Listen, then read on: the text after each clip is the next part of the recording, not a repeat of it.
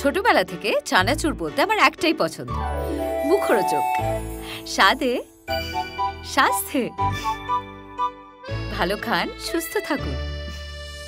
মুখরোচক, ভালোবাসার ৭৫ বছর।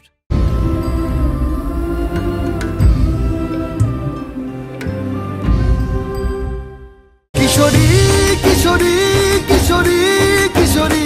বক্স অফিসে ঝড় তোলা সুপার ডুপার হিট ছবির গান কিশোরী, আর সেই গানে মজে আছেন সিনেপ্রেমী দর্শক থেকে নেটিজেনরা।